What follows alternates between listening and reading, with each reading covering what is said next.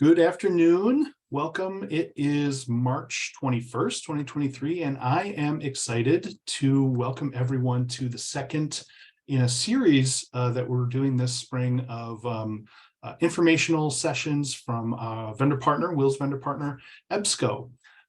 So joining us today are Larry McGondel and William Elwell, who are going to talk to us about Open Athens. So with that little flub out of the way on my part, I've done the job of, I've taken the hit of making the first mistake today. So I will pass the mic over to Larry. Larry, I'm going to stop sharing my screen so that you can start sharing yours. Okay, excellent. So I know we have a tight time frame, and thanks everyone from WiLS who's joining today. I am Larry McGondel, and William Elwell, my colleague in all things authentication, is joining me. We're going to go through authentication, which is a pretty big subject, pretty quickly, but we'll have some time at the end for questions, and we'll send this deck along to Jeff to distribute to you. And we're always here for you if you wanted to have a more thorough kind of deep dive into authentication in Open Athens. So we're going to discuss Open Athens, the end user experience for your patrons, the administration panel for you, which we create for you, core functionality features, implementation, and we'll give you this entire deck, as I said, for training. So what is Open Athens? Open Athens is a cloud-based, fully hosted single sign-on solution and federation. So this extends that single sign-on probably experience that your students and faculty have when they log in the morning or whenever really they interact with the different resources you provide them, your email, student information system, your learning management system. This extends that experience for all your patrons, which is great because they really only have to log in once, which is nice. So better user experience all around. Open Athens is also a federation. So it's a group of over 300 publishers, really with the goal of making research more seamless. It's going to give you the ability to manage user accounts that access your library, generally by connecting to an existing single sign-on solution. So that campus, that enterprise SSO that you have, that Active Directory, that's really the best way for us to extend that for you as librarians. And that allows IT to really help you understand who ought to have access based on who's a member of the institution. That being said, we can create accounts for anyone who walks into your library, and we'll show that to you. And you can manage that authentication and authorization to individual apps and different resources by permission sets. So if you're a one-size-fits-all and everyone has access to everything, that's great. If you do have resources that are limited seat licensing for certain majors, whatever the situation might be, we can accommodate that and flexibly allow that access. And we can configure access via SAML, federated or non-federated, or proxy. So 50% of all publishers are SAML ready. The other 50% aren't there yet. Doesn't matter. If there's a username and password, there's the ability for us to essentially log your users into those resources. And we give you an administration portal. We configure it, we build it for you, we give it to you so that you can make changes when you want to.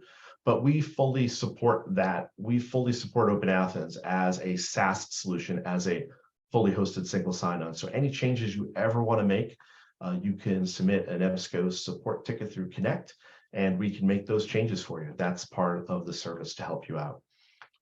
From an end user experience standpoint, personalization is going to be that key element, as well as that seamless authentication across all your apps that I mentioned. Publishers that use SAML, so that federation that I mentioned of over 300 publishers, your users are most likely going to be able to not only log into the platform, to EBSCO, ProQuest, Gale, Elsevier, whatever it might be, but they're also going to get right into their personal folders. So instead of having to log in again. So that's going to help users get to their whatever saved material they might have, saved searches, all that information that they spend time accumulating in folders to allow their research lives to be easier. We're going to be able to extend that seamless access to that much easier. And your students or researchers are going to be able to access on campus or remotely with the same user experience, which is great. That being said, if you have an experience now where you want your researchers to log into the library, or they come into the library, sit at a terminal, and be able to get into Science Direct, to EBSCO, to ProQuest ebooks, whatever it might be, we can whitelist IPs, which you probably have configured now, so that research can happen without logging in. There's an embedded proxy server within Open Athens, so we can continue current user experience workflows that you currently have, but also give you the extended benefit of using SAML to log in. And SAML, and I glossed over that, very key, is an acronym for Security Assertion Markup Language, just a more secure protocol to connect your users to all the materials that you do provide them. And I already covered this, so apologies. I had to amend my hour-long deck for 25 minutes, so I might get a little ahead of myself. So what's going to change for you as administrators, which is key, we're going to give you that dashboard to manage your and control your settings and manage your resources. And again, we configure this for you. You receive an implementation manager that really is guided by your vision for how you want to manage resources, your users, and see reporting. And we'll then hand that off to you so that you can take action whenever you want in the future. But honestly, most actions take place when you add a resource, maybe at the end of the year, or maybe throughout the year, perhaps if you get special funding for a given type of electronic resource. You could add it, or we could add it for you as well. For you as administrators, you're going to be able to manage resource permissions. And that's where I said, if you have nursing students that need to access nursing material, you have PhD students who need to access a certain Elsevier collection, whatever the situation might be, you have complete control over allocating access to resources based on permissions, be it major, the department they teach in.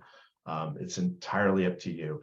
And that can change over time. Nothing's written in stone, which is great. The system is there for you as your needs change as librarians.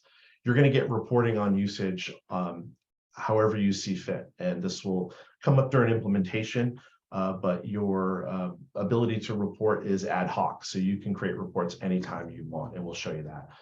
Open Athens also has great built-in security features.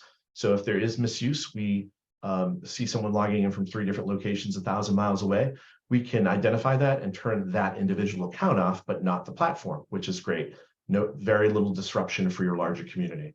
Less reliance on IT, which is wonderful. IT is involved very minimally during the early stages to create that connection to your enterprise SSO or your Active Directory to allow us to make that authentication handshake. But after that, if they can be involved as much as they want, but generally this is a librarian's tool for librarians to do librarians' work, which is great. And creating links for those on the call that work with easy proxy or prepending links, you're going to get a great tool to help you create links whenever you want. And we do all the linking setup on everything we can touch during implementation. And again, this is a SaaS solution, so you get 24/7 support from EBSCO to help you manage really any element of the tool that you want to offboard to us based on not having the bandwidth. So we talked about user accounts and connecting. Usually for most academic institutions, and if they're public libraries on here, I apologize, but most academic institutions, we connect to that local directory. That's usually the best use case for us to connect to.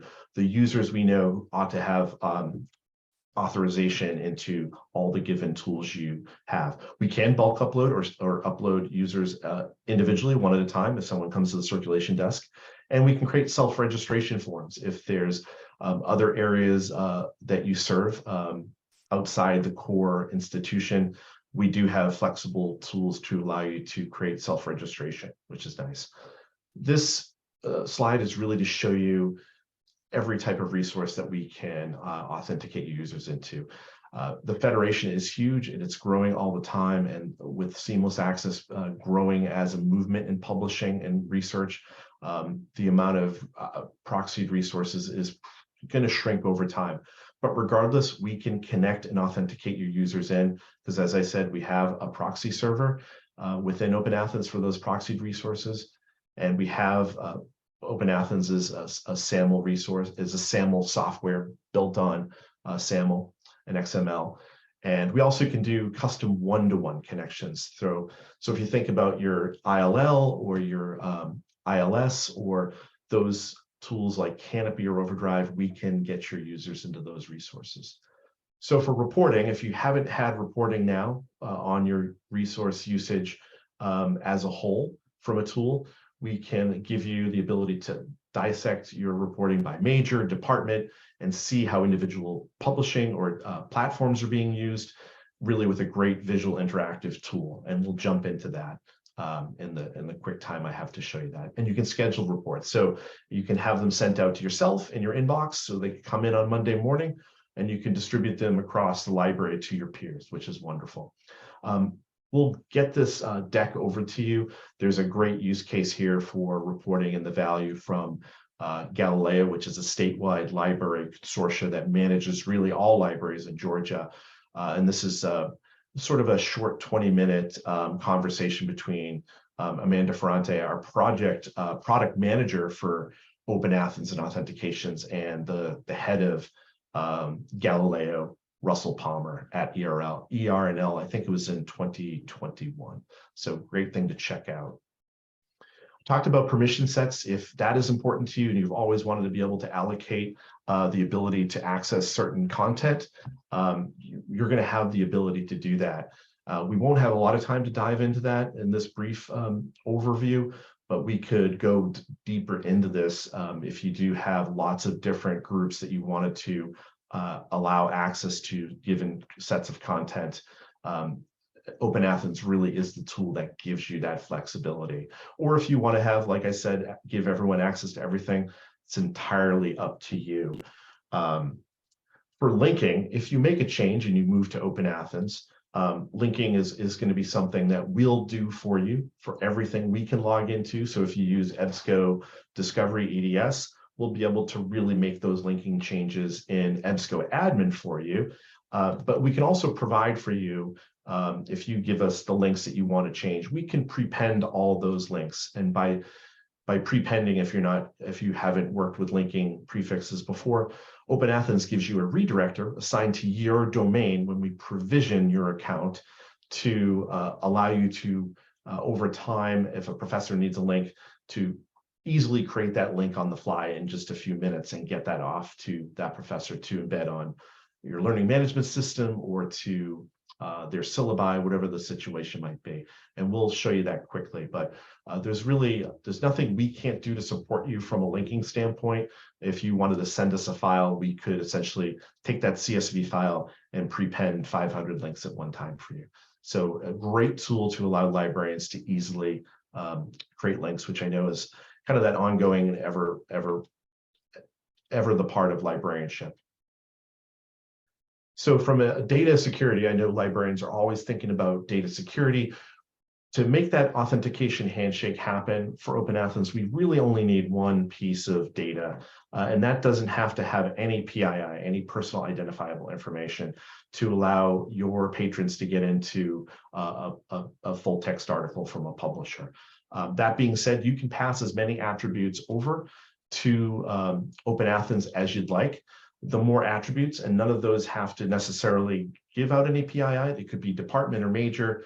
It'll allow you to really have a robust reporting structure after the fact, so you can see how your entire library community is using all the content that you create. And you can do that really without letting us know. We don't need to know who any of these individuals are, but giving a little bit of information about where they function within the larger institution will give you as librarians sort of deep insight into who's really using what internally. So I did mention this. If you have that structure right now, you want users to be able to walk into the library and just get into, they go to your content management system, they see a link and they click on a full text article or ebooks. We can completely honor that and extend that user experience for you, because like I said, there's a IP proxy server, and we can bypass authentication by whitelisting all the IPs that you might have now, or that IT might whitelist for you now. You can actually control that, and we can set that up for you during implementation, and you can come in as your IPs may change over time. You can make those changes in the system, or we can do it for you. It's entirely up to you. So lots of inherent flexibility in Open Athens to take the elements of your existing user experience and extend them now for on-site usage, but also give you a more secure way for users to authenticate into your resources when they're not on campus. Implementation, just to give you a kind of the general flavor, is about 12 to 16 weeks after we assign an implementation manager to you. It's a very IT light experience. Like I mentioned, we do the heavy lifting for you. We do all the outreach to vendors, letting them know about the changes. And we've done over 1,400 implementations. So we have great contacts with the publishing community, and they're aware, and we know who to contact to let them know of these changes as you're kind of planning out moving away from IP authentication, if that's what you're using now. So absolutely, there's really nothing when you've done 1,400 implementations, there's very little you haven't seen in the way of kind of tackling issues around getting users from the library website out to a given piece of content. So we've got great people, and it really is a white glove implementation. There's very little for you to do. We want to take charge and really do that heavy lifting for you with your guidance about how you want things obviously configured. So we hand off an instance to you that is really specifically catered to your needs as a librarian. So this right here is just a page, and again, we'll get this off via Jeff to you as he gets the list of everyone who attends the meeting. This will give you really all the links to things I touched on and some things that I didn't, so you can kind of dive a little bit deeper into Open Athens. And again, we can meet one-on-one if you wanted to have a meeting about your specific library needs and your challenges, and we can go into deeper areas really across the spectrum here. But I'll send this over to you. But what I'm going to do is I'm going to stop sharing momentarily, and I'm going to, in the remaining time I have, because I want to have questions, show you the Open Athens interface. So let me dive into that. And what I'm looking at, and hopefully, Paul, if you can give me the thumbs up that you can see this, that'd be great. Can everyone see my screen? Yeah, it looks good, Larry. Okay, great. Thank you so much. This is Millersville University. This is a four-year liberal arts actually, it's liberal arts university. They have graduate programs too. This is their interface. So again, we set this up for you. This is the dashboard that I mentioned that you as librarians would have. You can allow as many of your peers to have access to this solution. Very intuitive setup. You can get anywhere you need to go from these top 5 drop downs. I'll just show you connections quickly. This is where we'd work with your IT to create that initial connection.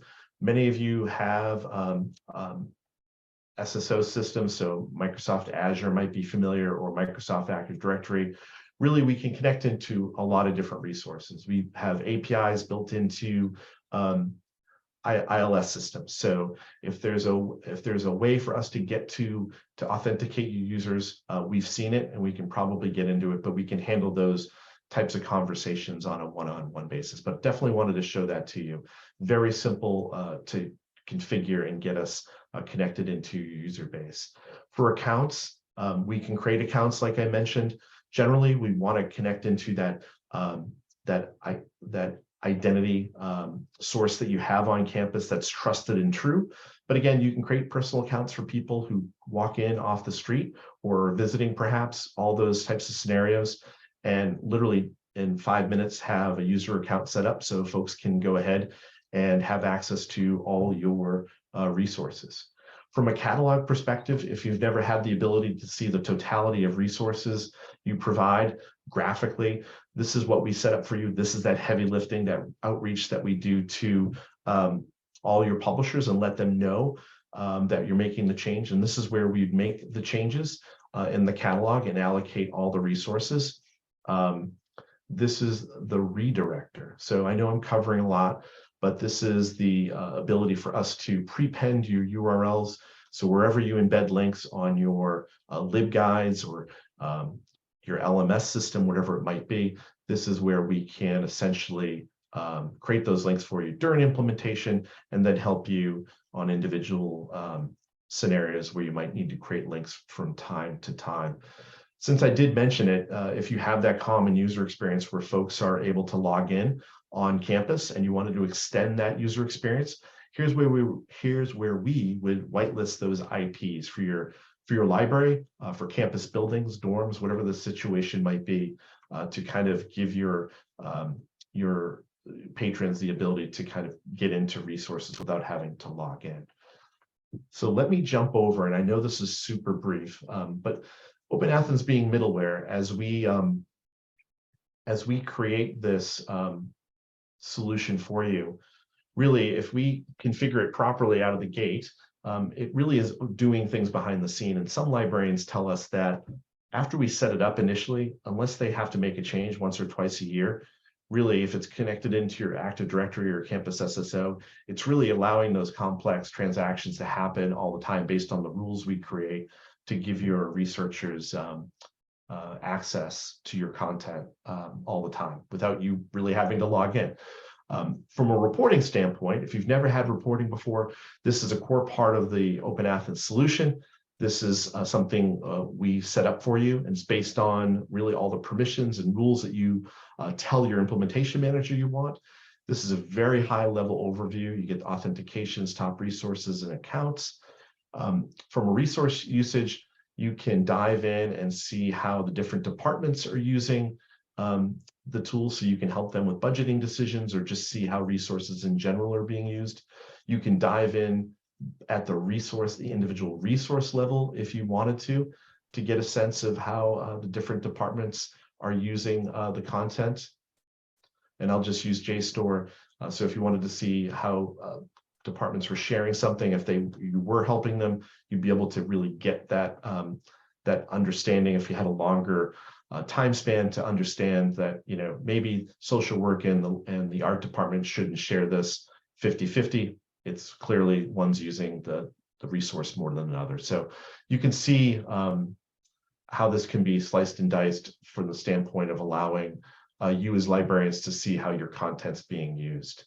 You can also see when your library is most frequently being used. So if there was a time of day that you as librarians were providing chat support for electronically for those online, you could see essentially how the library, what times are those general high usage times, so you could have folks manning chat more frequently. Or if you outsource that and you have a limited budget, this can help with those types of business decisions, seeing how your electronic content is being used.